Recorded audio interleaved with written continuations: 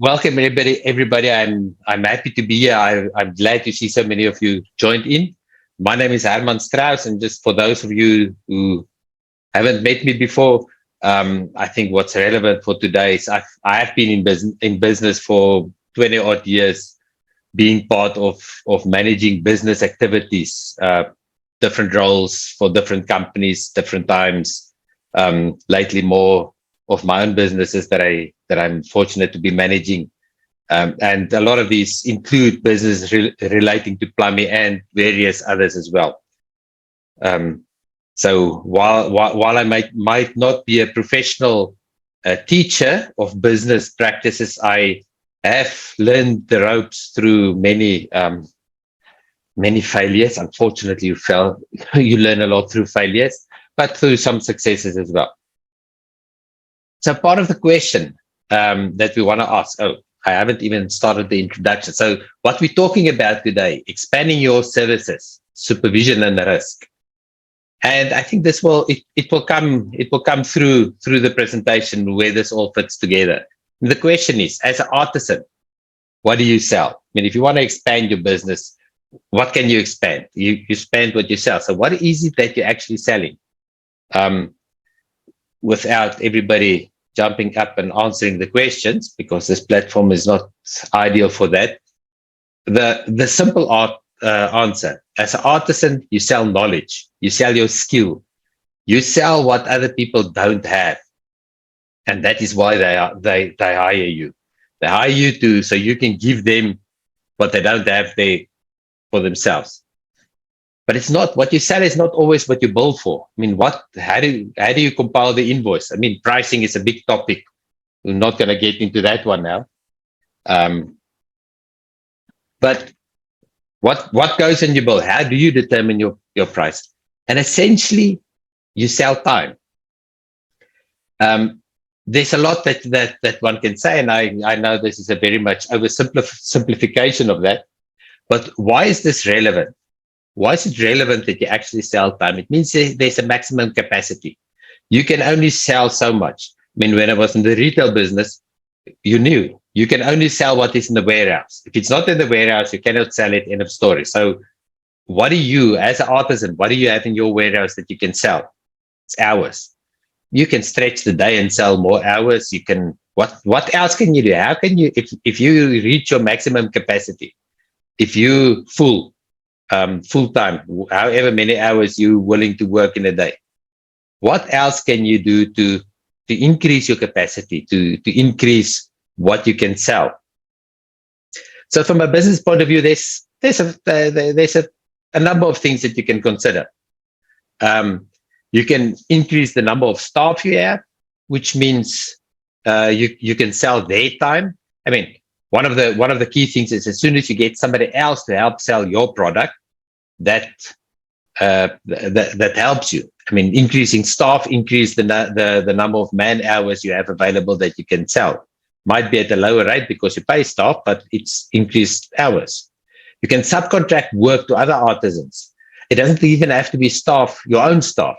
It could be another supplier, another artisan that you know of, that you make some arrangements with. Say, well, if I have too much, I'll subcontract to you. You do the work, I keep a cut, and that can expand into a full-on partnership where you do that on a much more structured basis, long-term sustainability. When the one partner has got less work, you can pick up from the other one. So there's a few things that you can do. There's one of the key things in a lot of businesses is leverage your position in the value chain. And we'll talk about that now. Is there anything else? Can you think of any other ways to expand your business? What other means are there? There's actually quite a few. I just listed some of the obvious ones, and some of the ones that could be very effective and fairly quick to implement. So if you talk about leveraging your position in the value chain, I'd like to use the example of a chef in the restaurant. So the chef is the one person that you don't see. Whenever you go to a restaurant, you see a lot of people around. There's waitresses and there's people serving you all over, and see some of the guys in the kitchen, and the chef is on his own there at the back. But without the chef, the restaurant cannot operate. He is the one key person. Without these services, there's no food being served, which is why that chef is a key service provider. He offers the key service. And that is also why the chef is normally one of the best paid people in the restaurant, because he offers the key service without which they cannot continue. So just considering, okay, I've just used the chef as a example. Within the plumbing industry, there is always and also many opportunities where you can offer the key service. We'll not delve into many of that during this presentation, but I'd like to encourage you, look for especially specific projects, per project base. What is the key service, what you can sell, and even charge a premium for that. Make sure that that service is handled by yourself. What you have to do is consider the risks. Are there any risks when you have a strategy like this? Consider, for instance, when you think about that, your credibility and image and the Consumer Protection Act. So, I mean, anything that you do, anything that you subcontract, anywhere where you make use of other people. I mean, if you offer the key service, then all eyes on you. If you subcontract something, you know that the consumer looks at you, not at the person that you've subcontracted to, not at the team members. You are the one. What image do you want them to see? How important is that? And then obviously the CPA, Consumer Protection Act, we can never get away from the Act. What does the Act says? What if we look at it as an example, a very oversimplified example, you contracted with the customer wants some work done. You then subcontract or delegate this work. You send out one of your teams. For instance, the subcontractor does the work wrong. So now your team messed up the work, or made promises to the customer that on your behalf that you actually simply cannot keep. The fact is, you will be liable, all costs and all implications, because you are the one that contracted with the customer. And this is where you have to consider the Consumer Protection Act. I've just highlighted a few of the sections of the Act to show and to make you think twice about how you engage, how you do the subcontracting, how you work with the other people. So the one part C, consumers' right to choose. The consumer may choose. If there's different options available, you cannot force them only to take the option that you want to give them. For instance, if there's pre-existing non-compliance on a product and there's more than one way that can be made safe, you have to offer the consumer the different choices. If the consumer finds out afterwards that they were choice and you did not offer them, it might have negative implications on you. Right to disclosure of information. Again, it links to non-compliance. If you see installation, you see the non-compliance and you do not tell the consumer about it, you are legally liable in terms of the Consumer Protection Act. If the consumer finds out afterwards that it has been there, you should have known, you didn't tell them, it is something that the consumer can make a legal case against you. And even more, if there's information that the consumer need to know, especially as far as the standards and the legislation is concerned, what is considered correct and not correct. It is information that needs to be disclosed so that the consumer can make the final choice. Remember, at this stage, I can repeat, when the consumer when you have informed the consumer and the consumer made the choice, the liability moves from you to the consumer. So it's always in your best interest. Then the right to fair and honest dealing. It's not, don't mislead. Don't mislead the consumer. What you say must be what you give. Don't tell the consumer this is the only option while there's others.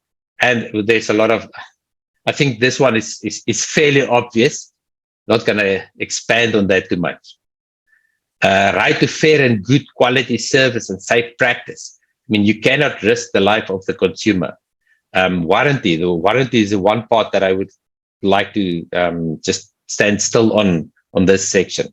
Remember, there's an implied warranty. Anything, if there's no warranty advertised, a product has a 6-month warranty in terms of our act. Anything you buy today at the shop, doesn't matter which shop, if it breaks within 6 months, you can go back to whoever sold it. They are bound, or they are legally compelled to honor a warranty on the product and to either repair, replace, whatever that process might be. Same applies for plumbing.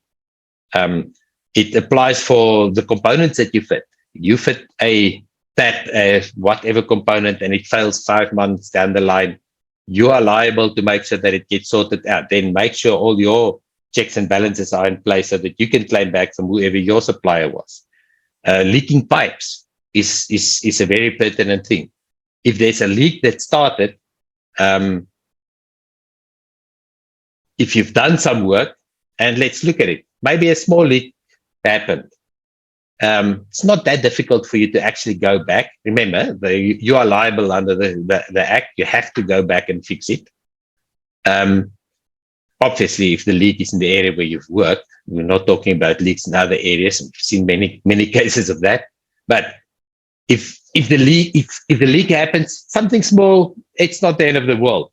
You can go back, fix it, come back, sort it out with whoever that team was. If that same leak were actually happened inside a wall, which we've seen happening, then it becomes a bit more expensive to fix, because now you need to start chopping some brickwork and so on. I think we've all been there. That becomes more easy, and it's a difficult one if it weren't you doing the job, if it were somebody else. Now consider if it were something that we've seen way too many times, like the layout of drain pipes from the toilets, wrong connections leading to the sewer, but it was not done to the national standards, and it does not work. It causes fumes inside the house. The toilets doesn't flush properly and so on. Now what? Now it becomes seriously expensive, because in order to correct that, which you are legally bound to do, it can mean significant building construction work that is required. And similarly, the other side to that, just imagine a leak. A leak could have started, it could have flooded things, and you could be liable to pay much more than just fixing the leak. You could be paying for the tiles, the wooden floors, the furniture, whatever else got damaged. If somebody got injured, like in the Giza explosion, you might actually be legally liable. You can even be charged for manslaughter.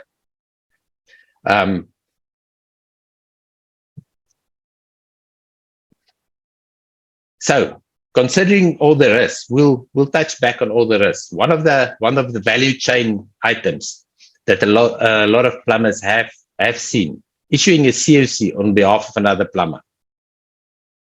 And you'll see I've put doiki. It's a very controversial subject, and maybe not the right word to say issuing a COC on behalf of another plumber. As a licensed plumber, understand you have something that everybody else does not have.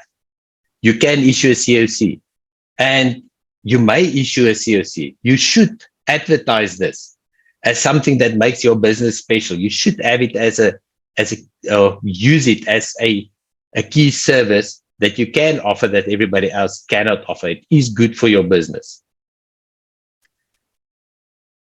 Just bear in mind, wherever you sign a COC, if your signature is on that COC, it is your declaration and you are fully accountable for that COC. So if you chose to sign off a COC for another plumber, which we do not recommend, what if that COC gets audited? What if the consumer logs a complaint? What if the consumer claim damages? The question is, if the work is perfect, if the work were 100% perfect, no issues with it, then there's no risk to you. But if anything is wrong with that COC, and remember, don't just focus on signing a COC for another plumber. That is sort of one of the extreme cases that we've seen. you might be the person in the company that issue the final COCs while there are teams doing the work. It all applies to that. If your team did work and you signed the COC, can you honor that?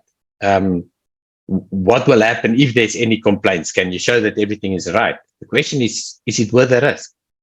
I mean, is it really, think about it, is it really worth the risk signing a COC? And not only signing a COC, now we talk about all the subcontracting, because whether you sign a COC or not, you're liable in any case under the Consumer Protection Act. Should you not just do everything yourself? Or is there another way? And you know what? The answer has been with us all along, since, well, late 90s, it's been there. And it's all in the National Building Regulations. Section 18A, control of plumbing work. This is a section that says only plumbers may do plumbing. And it refers to adequate control. It says that plumbing work may be done as long as it may be done by a plumber or under the control, adequate control of a plumber. So what does that mean? What is adequate control? And frankly, there's no definition. In the legislation, there's no formal definition of adequate control, which means you have to apply common logic. You have to be able to justify how you do that. Just consider the following. Should I be on site? I mean, if you apply adequate control, does it mean you have to be on site the whole time? Can you leave a team to determine the layout, the design, all by themselves? Is photos of the work enough to make sure everything is fine? Can I use skilled workers? What experience, or can I use unskilled workers? What experience should my supervisor have? There's quite a few more questions you can ask, and it's all questions you have to ask, because if you deliver the work, if you sign a COC, you are accountable for that work completely. And the quick, simple answer, adequate control means you do whatever it takes. Whatever it takes to make sure that the work at the end of the day is compliant, it completes. That is the answer at the end of the day. If the work is right, you are not liable, everybody is happy. If the work is not right, that is where all the challenges go. So you might have picked up at this stage. Remember, it is subcontracting, expanding your business, letting other people do your work is only a risk if they do not do it correct. If they do everything correct, then the risk is gone. Then it is an advantage to your business. So how do you make sure that they do the work correct? What steps can you take? The one thing I would like to say, do not remember when you consider subcontracting, the word trust has a different meaning. It's good to trust a friend. It's good to trust other companies. It's good to trust somebody that you know they're a good person. But trust does not help in a legal environment. Evidence works in a legal environment. Evidence is what you need. You need 100% confirmation. So make sure the team knows what work to do and how to do the work. I'm sure you can figure out how to do that all by yourselves. What does the instruction look like that you give to them? How do they know where to go, how to do that? Do they understand the SAN standards? Do they understand what components goes where? Do they understand the specific site that they need to attend to? The second step is make sure the team perform the work correctly. This is during. So before the job, you make sure they know what and how. While they're busy, you make sure they know they are actually doing what they are supposed to do.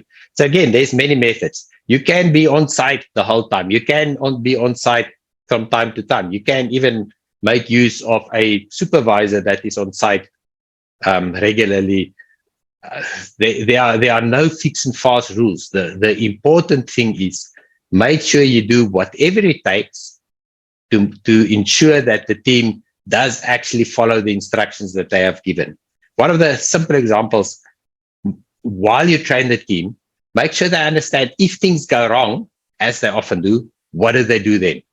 It's one thing if somebody knows how to do a job, but do they know how to what to do when things go wrong, how to correct it? Who do they call? It could be as simple as, don't just carry on, phone me. It could be more complicated. Make sure they know what to do and how to get it right. And then this step 3, verify. Again, just trusting because my friend is a licensed plumber, so obviously his work must be fine. I can just accept it. Doesn't work. Verify that everything has been done correctly. And again, you can ask a question. Some of the questions that we've heard is some people believe in a full inspection for every single job by myself. Some believe in the supervisor's full inspection with a written report. Some believe in some photos. If you do, just consider, if you do use photos, remember what's not on the photo, you haven't verified. If it is possible for you to have a full set of photos, traceable, that shows every single thing, it's something that can be considered. But at the end of the day, understand that you have to be able to show afterwards that you had all the information, you had access to all the detail, and that you did verify that completely. And then, very important, training. Do not skimp on training. And also consider, training, education, mentoring, there's different words for it. Make sure that the team are well equipped, well trained to do that. It's a lesson we take from sports teams. That is why sports teams will exercise. They will train the year out. Teams train for multiple years just for the World Cup, just to win the World Cup. They will run through all the different scenarios. They will physically practice doing that. They do everything they can. It's a good lesson we learn because their training tells them what to do, how to do it, and when they need to do it. So the same lesson applies in all businesses, including artisans, including plumbing. If you invest in training, you have a good result. And consider that, don't only invest in your own team. If you have partnerships with others, spend the time with them, double check how they do that, see to what extent you can share knowledge with each other, see to what extent you can even train their people. It might take some of your time, but you will reap the benefits at the end of the day. So the title for this training was Expanding Your Services with the subtext, Supervision and Risk. I'd almost say we should swap it around. Expanding your services is the end goal. But the most important thing to consider, supervision and risk. Manage, make sure, figure out how you supervise, make sure how you apply adequate control over the services that you offer. That reduces your risk. That makes it possible for you to expand your business. That makes it possible to expand your services so that you can expand at a lower risk to yourself and thereby, improving the bottom line. Isn't that what we all drive towards? So with that being said, looks like we didn't do too bad on the timing side. There's a few minutes left for any questions. If there's any questions, you're welcome to fire away. Herman, I do see that we don't have any questions currently, so I'd like to encourage our audience to put up their hand and type a question in or two. While they're doing that, it's always good to know. We always look at business from a certain perspective, and we're always thinking that, if we're expanding our services, it means that you go and learn a new skill so that you have a new type of service to offer to your customers. But we often forget about the fact that another way of expanding your services is to do joint ventures, partnerships, subcontracting, or maybe even bringing in temporary staff to tackle bigger and larger projects, or partnering with other service providers in other areas to expand your services footprint into another area. And it's good to hear in a presentation like this, Herman, that there are risks associated to that, expanding your services in that form, in that way. but by putting in the correct measures and procedures and processes and balances and checks, that you can either alleviate those risks or just at least keep them to a minimum. Yes, definitely. There was a hand in the audience. I think while Willem was speaking, the person might thought he wouldn't get a chance. Sorry about that. I am checking, Herman. I don't see they might have lowered their hand. Lawrence? Was it Lawrence? I think I might have read it wrong. Would you mind if, okay, I see the hand is up again. I think that's myself. Oh, no, that's a pen note. That was yourself. Okay. Yeah. So. No questions coming in. So no questions coming in. And maybe just before we switch off, maybe I should touch on it again. I know the one very controversial comment I made is about COCs signing on behalf of other people, signing work. Understand that the PRB does not encourage plumbers to sign other people's work. It is a very, very dangerous practice. When somebody chooses to do so, the PRB will honor that, or how to say, however, they still hold the whoever signed that 100% accountable, and that's where the danger lies. If you sign a COC, you confirm everything is 100%, and by law, not the PRB deciding that, by law you are completely accountable there. So please bear that in mind. Use a COC. It is a tool. It is a good tool that you can use to leverage your business, but be very careful. I see that there's something in that question, right? I see Laurentius Roelvink has typed or started typing his question, but he has only typed out the word where. Oh, there we go. He's now finished his question. It says, where can we find good marketers, seeing that we are a little bit too busy doing the work ourselves and therefore do not necessarily have the time to find good marketers? Do you have any tips or advice in that specific regard, Herman? To be honest, no, I can't give you a good advice now, but this is something, it's not completely linked to what we've discussed or the session for today, but it's a very valid question. I know that there are a lot of marketing companies out there. There are a lot of good companies that can assist in doing so, but they are often they are often targeting specific types of companies and so on. I would always start with a Google search to say, who can help me market that? What I've also found is in a lot of the social media can be very powerful. Be cautious, but it can be very powerful. A lot of areas has got their own, let's say, area social media groups. You can start on the social media group to first of all comment about your own business, and in that area ask, are there people around here with knowledge and the ability to help with marketing? And from there you can filter. That's often a quick way to get the introductions. Again, check out who you get, whether you're happy with the service they offer, before you just agree on a long-term process. Herman, I agree with you. I see also that Laurentius added the remark that there's always the risk of scammers out there when it comes to marketers for their business, etc. We have run out of time. It is exactly 7:30 on my watch. Ladies and gentlemen, I do see that we don't have any other questions. Herman, thanks a stack for your presentation, the information that you've shared. I do believe that it carries a lot of value to our audience. It does to me. Ladies and gentlemen, thank you for your time and effort in having joined us and watched this presentation.